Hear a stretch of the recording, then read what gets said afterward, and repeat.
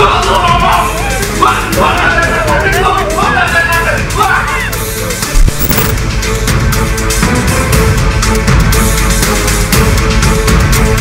langsung lapor ke Polsek Cakung. Ke Polsek Cakung. Rawamangun dulu. Rawamangun. Iya, tapi di situ emang nggak bisa nanganin karena. Oke, kejadiannya di Cakung. Akhirnya dirujuk ke Cakung.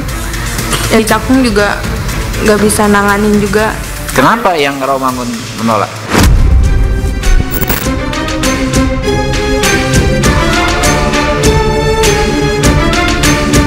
Udah paham Jos ya? Udah paham nggak? Masalahnya udah paham? Saya hilaf. Hilaf. Bang bener bang merasa kebal hukum bang. Bang, kok hilaf berkali-kali bang? Tidak ada intervensi dari personel polisi militer di Angkatan Darat karena memang tidak ada kaitannya. Pelaku ini kasat mata terlihat dia sakit jiwa atau apa sih? Kami tidak bisa mengejas ataupun kami tidak bisa menentukan. Tega itu gitu kan? Kami akan melakukan pemeriksaan. Kami sudah baik-baik.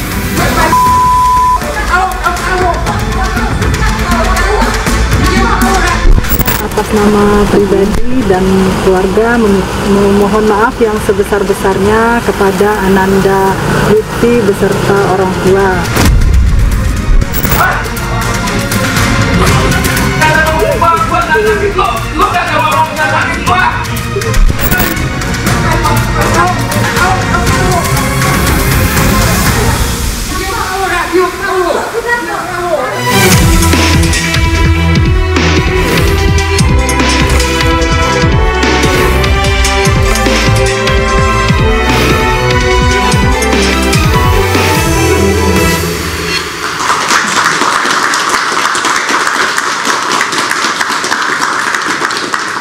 Pemirsa, ketika penegakan hukum seolah harus menunggu sorotan media sosial, istilah no viral, no justice menjadi kenyataan pahit di negeri ini.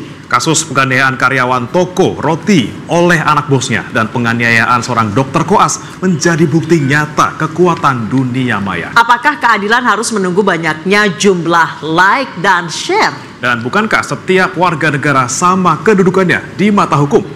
Bersama saya Anisha Dasuki. Dan saya Brea Baratelaya. Inilah Interupsi. No viral, no justice, netizen teriak, hukum bergerak.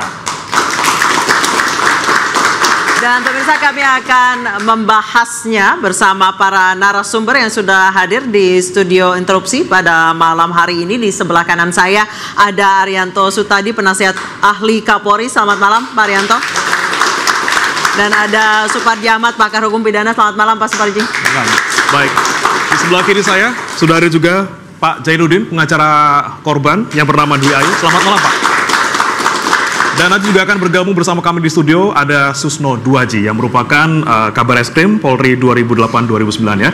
Dan sudah hadir juga bersama kami di floor ada Mbak Dwi Ayu Darmawati, korban penganiayaan. Saya mungkin pemirsa sudah mendengarnya di media sosial ketika Mbak Ayu ini dipanggil oleh DPR RI. Saya ingin berbincang-bincang mungkin lebih dalam dengan Mbak Ayu. Mbak Ayu, bisa dipakai mic-nya Mbak Ayu? Mbak Ayu, saya sempat baca-baca bahwa ini sudah penganiayaan yang kesekian kalinya. Benar begitu? Boleh cerita Mbak Ayu? Ya, benar. Sudah berapa kali? 2 kali. Dengan perlakuan yang sama Mbak Ayu?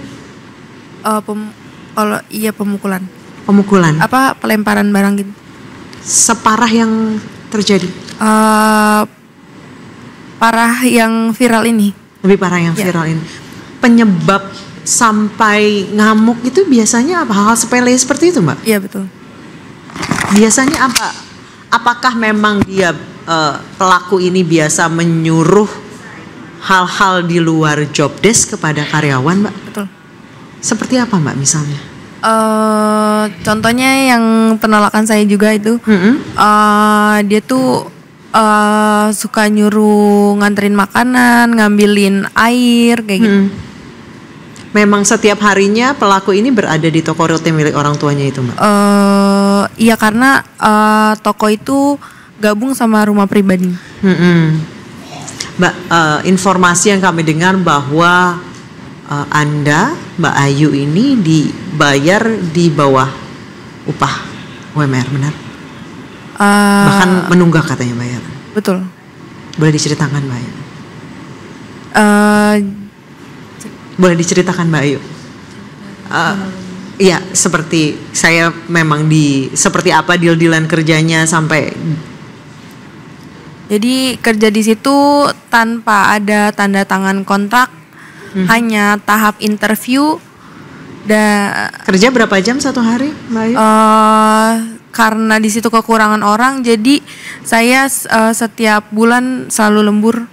Itu kerja dari jam 6 sampai jam 12 malam. Sampai jam 1 juga. Jadwalnya cuma sampai jam 10, tapi karena kekurangan orang jadi jam 6 apa nih? Jam 6 jam 6 pagi sampai jam 12 malam? Yap. Lemburnya dibayar Mbak? Lemburan dibayar, tapi kalau udah lewat jam nggak ada uang tambahan. Oke. Katanya sempat nunggak juga Mbak pembayaran? Gaji saya yang bulan Oktober belum dibayar. Itu setelah kejadian ya berarti? Ya. Terus kemudian Anda sempat bercerita ketika dipanggil oleh DPR bahwa itu kejadian tanggal 17. Betul. Anda lapor tanggal 18, sempat ditolak di Rawamangun, kemudian pindah ke Cakung. Cakung juga katanya tidak ditindaklanjuti. Di Cakung sepertinya dia tidak memadai ya. Di situ akhirnya dia rujuk saya ke Polres Jakarta Timur. Oh, di situ ditindaklanjuti. Yep. Terus Anda juga katanya sempat berganti pengacara, yang pertama itu dikirim oleh keluarganya. Yep. Anda tidak tahu itu awalnya dikirim? Nggak tahu. Jadi pas ini kejadian, beberapa hari kemudian ada seseorang yang nelpon saya, bilangnya dari LBH ya, atensi dari Polda. Karena saya nggak ngerti, jadi saya percaya aja. Terus saya juga sempat tanda tangan surat kuasa. Pas pertemuan kedua, si pengacara ini mengaku kalau dia disuruh oleh bos saya. Disuruh jadi pengacara? Yep. Alasannya apa? Katanya biar ngawal kasus saya sampai selesai katanya. Biar untuk mempermudah membebaskan anaknya kah atau bagaimana? Kurang tahu kalau itu. Tapi ketika berjalan kasus itu Anda merasa dibela oleh pengacara itu? Itu apa ya? Belum lama, jadi orang tua saya langsung ganti ke pengacara yang lain. Nah, yang pengacara kedua ini katanya orang tua Anda sampai jual motor. Betul. Segala. Itu katanya cuma minta uang doang. Iya, jadi pas pergantian pengacara yang kedua ini awalnya berjalan lancar aja, tapi setiap ada info dari polisi, dia datang ke rumah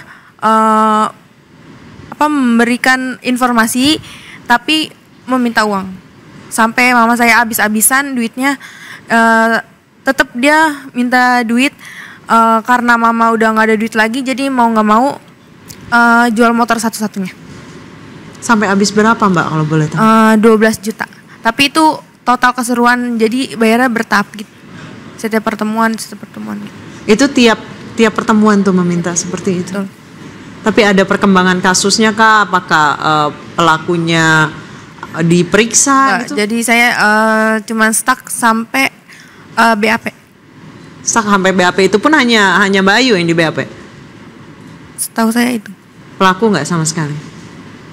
Mungkin orang tua si pelaku.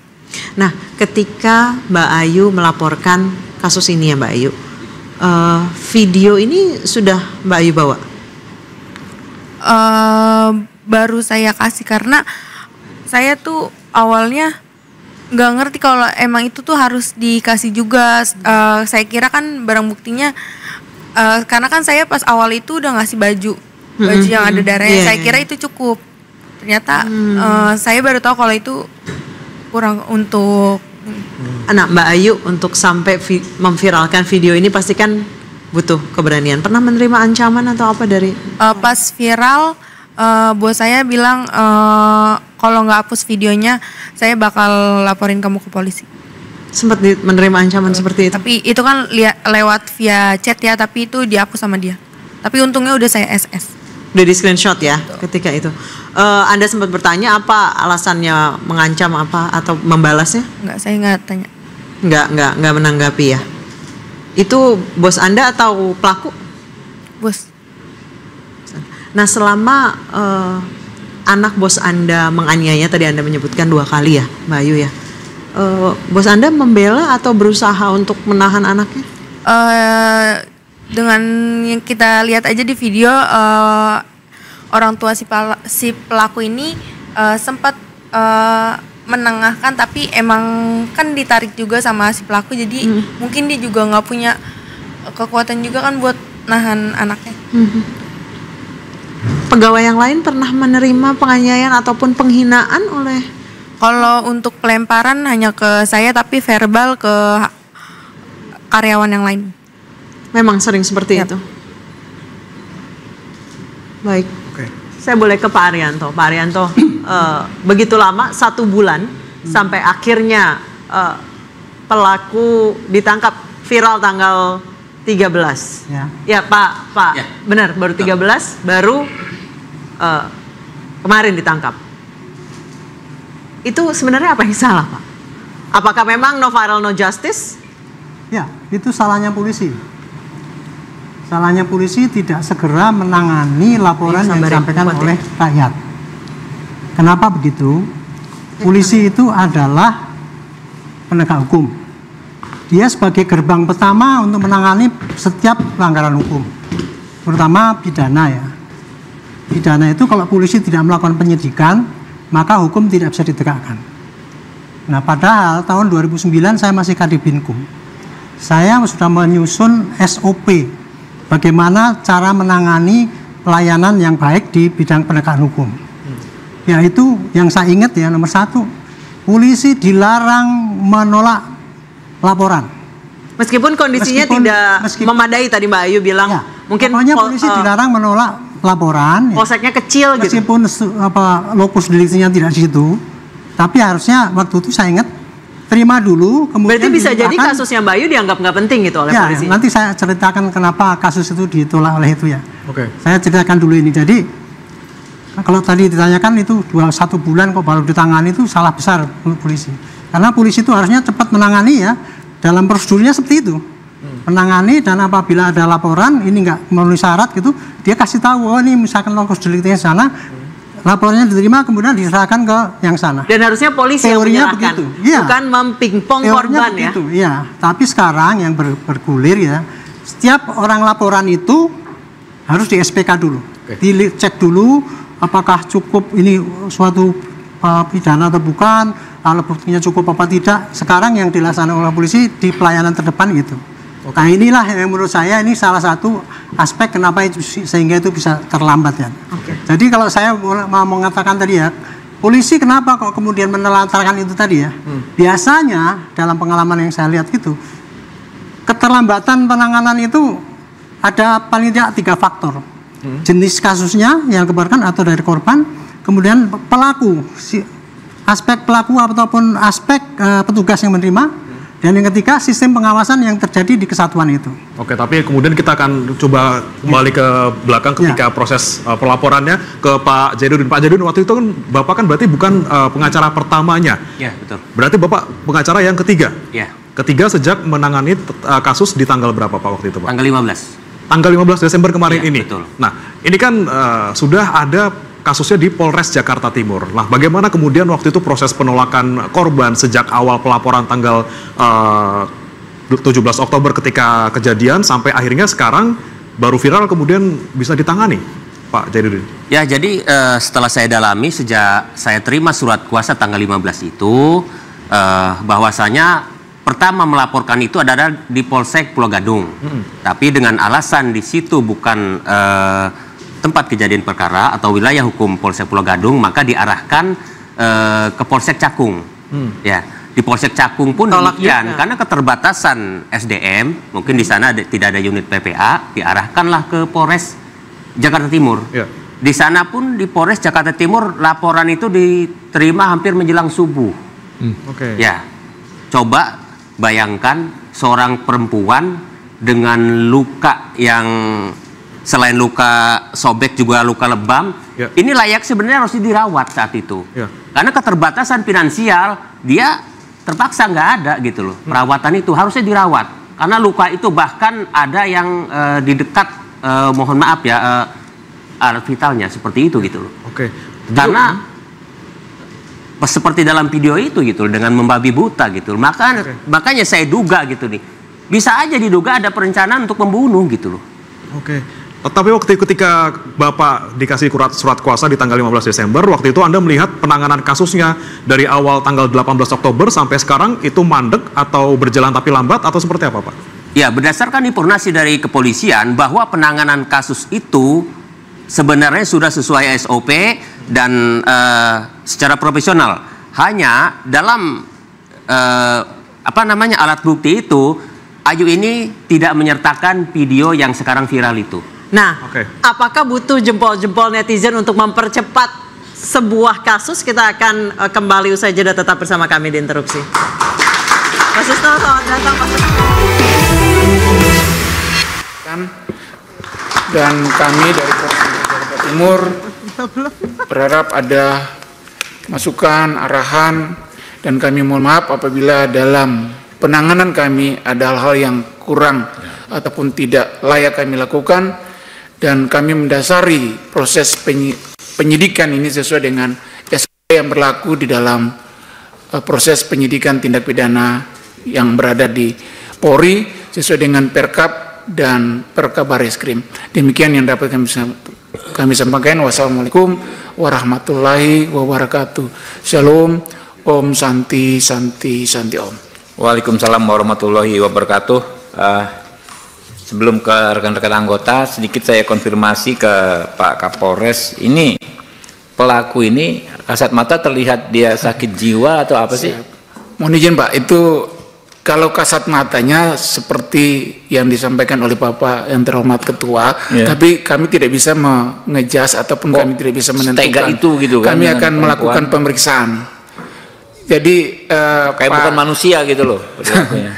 Kami akan melakukan pemeriksaan psikologis yang bersangkutan. Iya, tapi jangan jadi alasan pemaaf nanti Pak. Siap. Ya.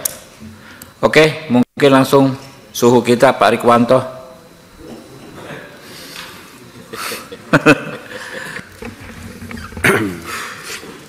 Terima kasih pimpinan.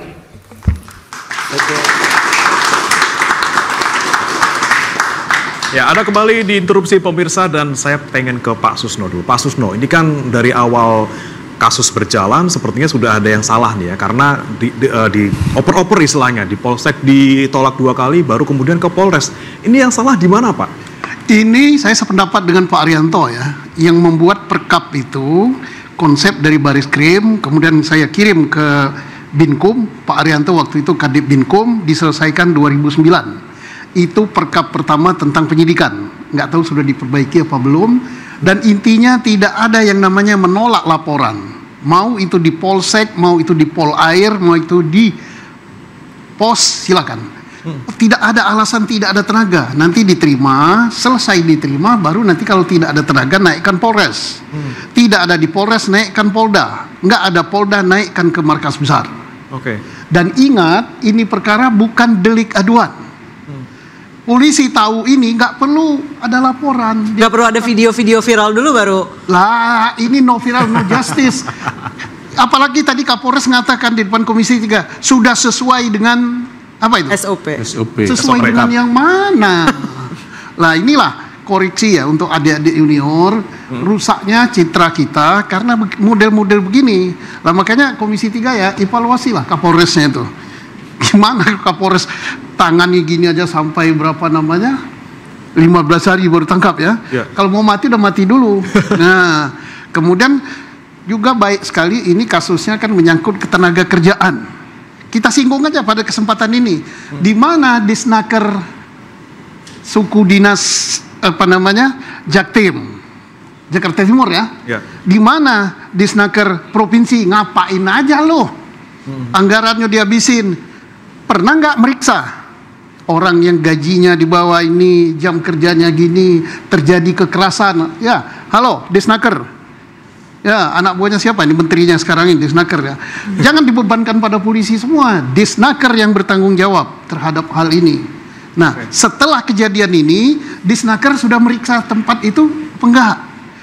Kemudian yang bagian ngizinin usaha itu sudah meriksa nggak? Sampai sekarang masih buka loh Pak, tokonya katanya. Lah, inilah kan yang bikin warga Indonesia ini tidak puas sama pemerintah kita begini. Disnakernya diam saja, kemudian apa itu yang ngizin-ngizinkan itu diam saja, polisinya letoy kayak gini juga. Nah, jadi cocok. Tadi nanya siapa yang bertanggung jawab, gitu.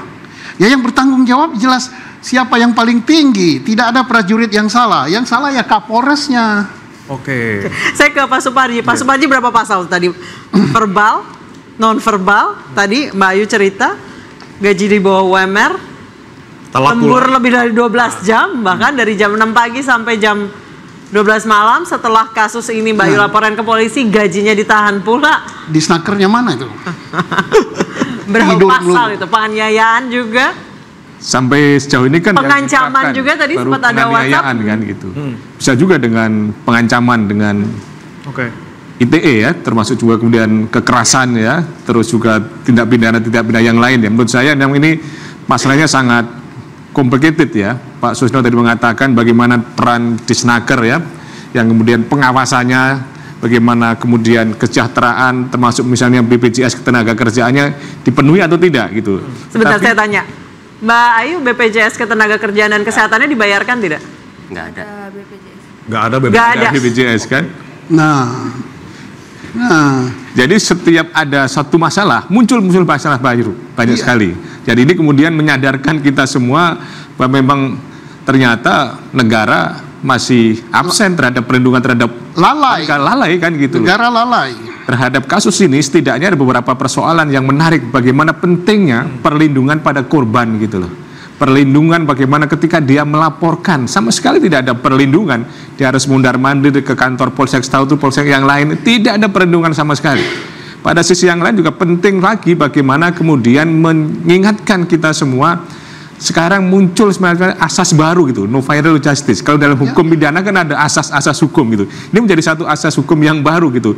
Meskipun ya tidak semuanya harus dengan diviralkan dulu, tetapi juga bahwa kecenderungan ketika diviralkan itu menjadi ada gerakan yang kemudian menyadarkan. Dan saya kira apa yang terjadi dalam kasus ini adalah sesuatu yang seharusnya tidak terjadi, karena perkara ini kan perkara yang sangat mudah sekali, perkara yang ringan gitu. Bahkan lokus bukan aduan ya. Jelas ya, lokusnya jelas, tempusnya jelas, pelakunya jelas, kemudian saksinya jelas, jadi tidak kesulitan sama sekali. Maka ketika memakan waktu sampai berhari-hari dan kemudian akhirnya meminta maaf tadi, itu menjadi satu pertanyaan. Ini ada diskriminasi dalam konteks penegakan hukum. Kasihan, bayangkan ini di Jakarta Timur perlakuannya seperti itu, apalagi di daerah-daerah terpencil. Bagaimana orang menerima laporan, kemungkinan sekali banyak diabaikan. Jadi adalah satu refleksi yang betul-betul jadi perhatian. Di Jakarta Timur saja orang melaporkan itu kemudian diabaikan, apalagi di kampung-kampung. Menurut saya ini menjadi satu hal yang sangat-sangat tidak boleh terulang lagi di masa yang akan datang. Dan penting menurut saya adalah bagaimana ada proses yang cepat. Menarik tadi dari ketua komisi tadi, jangan sampai jadi alasan pemaaf. Karena soal kejiwaan tadi itu, menurut saya tidak benar kalau kemudian akhirnya dimaafkan atau kemudian dibenarkan tindakannya. Harus ada pertanggungjawaban hukum oleh yang bersangkutan. Dan tadi Kapolres masih mengatakan bahwa perlu pemeriksaan apakah dia dimaafkan atau tidak. Menurut saya tegas-tegas sekali tidak perlu dimaafkan karena bisa dipertanggungjawabkan. Nanti biarlah hakim yang akan menilai gitu. Baik, saya ke Pak Jainuddin. Pak Jainuddin, sejauh ini pelaku sudah ditangkap. Apa pembelaan dari pelaku? Kita akan tanyakan nanti jawabannya. Usai jeda, tetap bersama kami di Interupsi.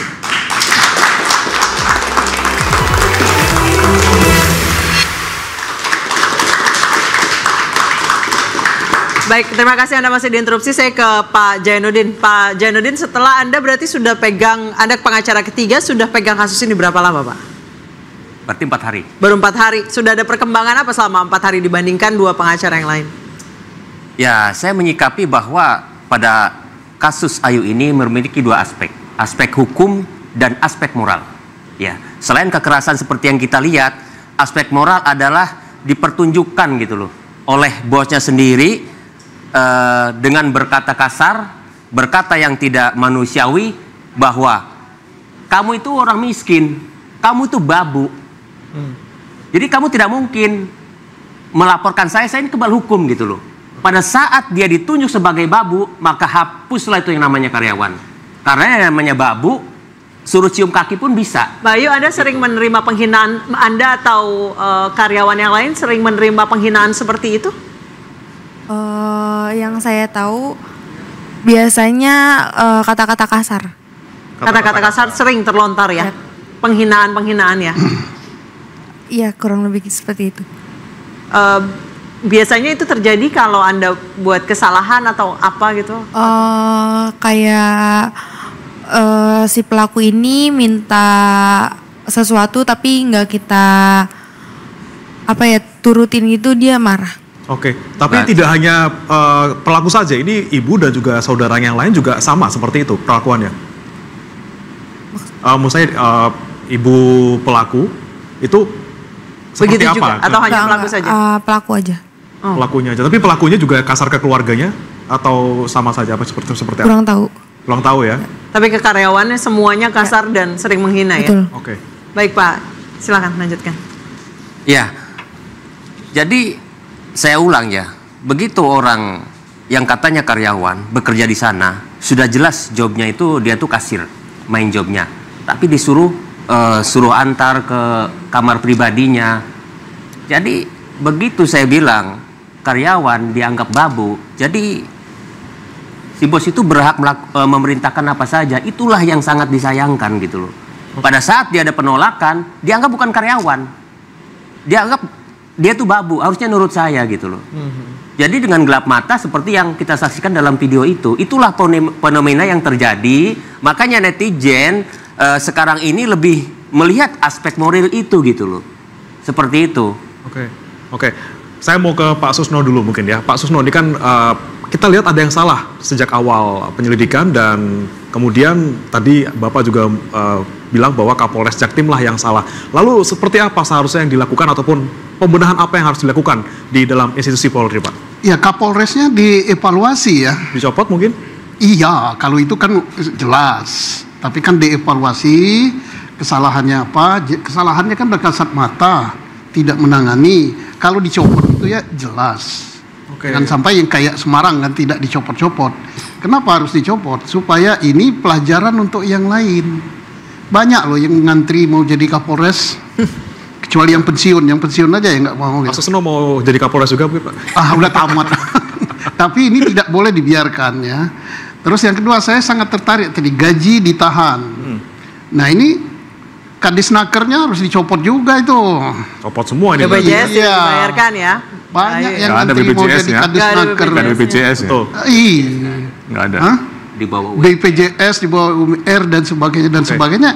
Ini berarti negara tidak campur di dalam urusan ini. Tinggal ngapain aja kerjanya negara ini. Ada perusahaan gitu, ada perusahaan gitu. Nah, rakyat menuntut supaya itu ditutup. Sekarang kan belum ditutup. Ya. Ini perlulah reaksinya sementara atau kapan ditutup, dilihat dulu tingkat kesalahannya sejauh mana gitu kan. Kalau tidak jangan sampai nanti masyarakat marah gitu. Kalau masyarakat marah ya polisi lagi nanti yang gini. Nah, tolong ini yang nutup-nutup ini bukan polisi tapi Pemda. Ya. Baik, saya ke Mbak Ayu sebentar. Mbak Ayu, mau atau tidak sampai toko roti itu ditutup? Teman-teman Mbak Ayu masih di sana kan ya? Masih. Saya sih nggak mau karena kebanyakan yang kerja di situ sudah berkeluarga dan saya nggak tega kalau misalkan sampai toko itu tutup dan karyawan yang masih bekerja di situ nggak punya pekerjaan lagi. Mbak Ayu sudah berapa lama kerja di situ? 5 bulan. 5 bulan. Teman-teman berarti sudah cukup dekat ya? Situ. Dekat. Oke, jadi Anda hanya berharap bahwa hukuman saja untuk pelaku seperti itu? Betul. Oke, saya ke Pak Arianto. Pak Arianto setuju tadi dengan pernyataan Pak Susno bahwa ya dicopot-copotin aja nih semuanya yang tanggung jawab, Pak? Itu salah satu daripada yang termasuk dalam analisis saya. Saya teruskan ya tadi ya. Jadi polisi itu karena terlalu banyak laporan, Pak ya. Sementara jumlah polisi sangat sedikit. Itulah akibatnya, maka polisi kalau menerima laporan itu dia akan pilih-pilih mana yang dia dahulukan. Biasanya kriteria yang didahulukan itu adalah kalau dilihat dari kasusnya, kasus yang mendapatkan atensi dari pimpinan ataupun oleh publik. Itu nomor satu dulu. Makanya no viral no justice itu nggak salah juga ya Pak Arianto ya? Itu benar. Kenapa no viral no justice? Karena polisi yang mestinya cepat menangani, tapi tidak menangani sehingga penegakan hukum nggak berjalan kan. Saya teruskan ya. Jadi tadi kalau kasusnya atensi publik atau atensi pimpinan pasti didulukan, atau buktinya sudah lengkap pasti didulukan, atau apa ya? Saya lupa lagi. Atau yang kedua, dulu, Pak. Ya? Ada yang lapor punya uang dulu. Nah, itu faktor yang kedua. Yang kedua adalah dari faktor petugas. Petugas polisi 460.000 yang di lapangan itu beda-beda, Pak. Ada petugas yang bagus sekali, kualitasnya A gitu. Ada petugas yang profesionalitasnya itu kurang baik, ada petugas yang ele-elean, ada yang petugas mau kerja kalau ada imbalan, ada itu. Oke. Nah, itulah tadi yang terjadi. Yang ketiga, sistem pengawasan. Kalau pengawasannya itu kuat daripada Kapolsek ataupun Kapolres melihat bawahnya itu kerjanya dengan baik apa tidak, ada LP ini hari ini bisa langsung ditindak lanjuti apa tidak, itu tidak akan mungkin terjadi keterlambatan kayak gini, nggak usah ada pakai viral. Tapi kalau pimpinannya itu kurang jeli gitu ya otomatis bisa terjadi seperti sekarang ini. Nah, makanya saran saya ngomong di sini tidak nyalakan instansi lain ya, tapi saya demi perbaikan polisi. Itulah kondisi polisi yang sekarang ini. Meskipun Bapak Kapolri sudah mencanangkan tuh program prioritas untuk pelayanan yang terbaik, tercepat, termurah, ada itu Pak. Jadi tadi yang saya katakan Perkap tahun 2009 itu ternyata masih ditindaklanjuti dengan Pak Kapolri sekarang ini, pelayanan harus cepat dan itu. Tapi kenyataannya kan di lapangan kan masih banyak sekali ini yang tertunda-tunda. Itulah makanya kalau saran kami itu Pak, benahi kembali yaitu orang-orang yang menangani itu jumlahnya dilipat gandakan sesuai banyaknya dengan bawa petugas, sehingga nanti tidak terlalu banyak yang disingkirkan gitu ya. Yang kedua, pahami itu perkap yang dulu sudah ada itu ya. Dulu pernah ada loh perkap itu bunyinya. Kalau perkara ringan 1 bulan harus selesai, sedang 3 bulan selesai, lebih berat lebih lama bisa. Katanya perkap itu sudah dirubah Pak Susno. Katanya perkap itu nggak ada. Akhirnya sekarang kan nggak ada batasan kan, bebas gitu. Nah terakhir mengenai sistem itu tadi Pak. Sistem itu kalau mau ketat, apabila terjadi pelanggaran sistem, ya ditindak secara tegas. Itu tadi. Karena kalau selama ini ya, keterlambatan itu, saya lihat belum pernah ada itu kode etik yang dijatuhkan kepada para kepala pimpinan itu, kalau ini terlambat gitu. Yang disalahkan paling cuman petugasnya yang nangani. Tapi pimpinannya yang bertanggung jawab, tidak ada reaksi apalagi menjadi ukuran daripada kualitas pimpinan daerah. Nah ini kalau mau memperbaiki ini no viral no justice, 3 itu tadi harusnya semua dikeroyok dan diperbaiki. Saya ke Pak Suparji. Pak Suparji, pembenahan apa yang harus dilakukan segera? Saya kira pembenahannya harus secara komprehensif ya, baik dalam konteks regulasinya, bagaimana ada pengetatan tentang penanganan satu perkara ya, secara limitatif dan imperatif harus jelas kapan selesainya. Dan kedua juga perlu adanya perlindungan kepada saksi, perlindungan pada korban gitu ya. Nah pada sisi yang lain juga perbaikan dalam konteks aparaturnya gitu ya, bagaimana pengawasan yang ketat ya, supaya ada merit sistemnya gitu ya, bagaimana promosi dan mutasi betul-betul memperhatikan prestasi ya, bukan karena koneksi, bukan karena faktor-faktor yang lain. Pada sisi yang lain juga pembenahan dalam konteks penerapan hukumnya. Dalam kasus ini menurut saya supaya menimbulkan efek jera ya, perlu ada pasal-pasal berlapis ya, tidak sekedar penganiayaan, tetapi tadi kita bahas perlunya penerapan pasal 310 misalnya tentang pelecehan verbal gitu ya, tentang penghinaan ya, tentang bagaimana dikatakan babu. Demikian pula bisa juga terapkan 335 KUHP tentang pelecehan verbal dengan kekerasan. Jadi setiap peristiwa itu bagaimana ada satu momentum yang digunakan untuk menjerahkan kepada pelaku dan menakut-nakuti supaya masyarakat yang lain tidak melakukan tentang itu.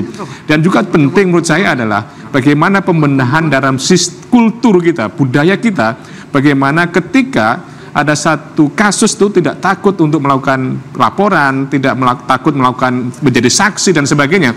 Karena kalau ini kita cermati kan salah satu persoalan bagaimana mengumpulkan alat bukti, mengumpulkan atau menemukan para saksi-saksi itu.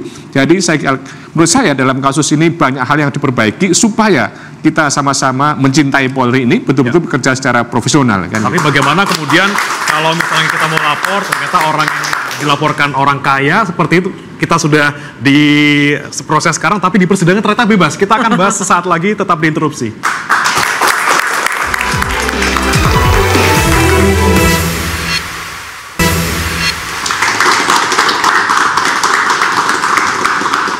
Ada kembali di interupsi dan singkat saja ke Pak Zainuddin. Kedepannya seperti apa langkahnya? Jangan sampai nanti ternyata di sini diproses tapi di persidangan malah lolos. Yang di Surabaya. Betul. Ya, kita tunggu aja janji Bapak Kapolres nih pada saat di Komisi 3 dia akan memproses kasus ini dengan segera. Jadi Komisi 3 pun mengatensi kasus ini sampai akan mengutus orangnya ke pengadilan seperti itu. Kita harapkan Ayu mendapatkan keadilan. Oke. Tapi kalau Mbak Ayu sendiri misalnya, kalau nanti ada permintaan damai dari pihak pelaku, apakah menerima? Kalau damai saya nggak akan terima, tapi sekarang saya sudah memaafkan si pelaku, tapi proses tetap harus berjalan. Oke, siap. Kayak saya ke Pak Susno. Pak Susno, singkat saja, 1 menit. Ini sudah seperti debat ya saya. Seperti apa Pak ke depannya kira-kira jangan sampai ini kemudian terulang kembali di kemudian hari? Ke depan ini pelajaran yang paling baik ya. Paling baik untuk Polri bahwa Kapolres harus mempunyai cara kontrol yang baik. Nah di sini kelihatan sekali Kapolres tidak bisa ngontrol perkara di Polresnya. Baru Kapolres ini. Apalagi kalau dia jadi, berarti dia tidak bisa jadi Kapolda loh. Jadi Kapolres saja nih nggak bisa dia. Nah terus yang kedua, pelajaran terbaik untuk pemerintah daerah Jakarta, termasuk Disnakernya. Sudah sekian lama gajinya tidak dibayar, terus BPJS-nya tidak ada, kemudian dan lain-lain tidak ada, dan sebagainya. Disnakernya masih tidur, bobok mimpi indah. Lah inilah pelayanan negara. Pelayanan negara, loh, fakta loh, pelayanan negara di Jakarta. Belum di daerah lain Pak ya? Daerah lain mudah-mudahan lebih baik. Oke. Nah, terus satu lagi, saya mohon pasalnya, walaupun pasalnya dilaporkan yang 351, bisa masuk juga nih percobaan pembunuhan. Ya, oke. Baik, saya ke Pak Suparji. Pak Suparji, pembelaan apa sejauh ini yang bisa didapatkan oleh Ayu? Ya, pertama jangan sampai ada sindiran itu menjadi kebenaran ya. Melapor ayam hilang kambing. Karena sudah hilang motor Pak? Melapor hilang motor. Sudah hilang motor. Jadi harapannya betul-betul hadir ya, penegakan hukum ini murni memberikan pelayanan kepada masyarakat kan itu. Kemudian yang kedua, bagaimana penegakan hukum ini betul-betul mampu mewujudkan keadilan korektif, keadilan rehabilitatif, dan keadilan restoratif ya. Bagaimana kemudian mampu memulihkan dan mampu mengembalikan keadaan korban. Dan yang ketiga, apresiasi kepada Mbak Ayu tadi bahwa telah memaafkan, tetapi proses hukum harus berjalan sebagaimana mestinya. Saya kira memang itu yang harus dilakukan, tetapi kemudian jangan sampai perkara ini berhenti karena faktor-faktor yang lain. Oleh karenanya, hukum harus betul-betul tegak ya, dan menjadi tugas kita bahwa memang kadang hukum itu runtuh, kadang hukum itu adalah miring, kadang hukum itu adalah bengkok. Tugas kita semuanya adalah menegakkan hukum itu tegak sebagaimana mestinya. Oke. Baik, Pak Haryanto sebagai penasihat ahli Kapolri terkait kasus ini, apa yang ingin Anda laporkan ke Pak Kapolri? Saya sudah laporkan kemarin-kemarin, tapi saya sini akan menutupnya begini ya. Medsos apa itu? No viral itu adalah suatu bagian bentuk daripada kontrol masyarakat kepada kinerja polisi.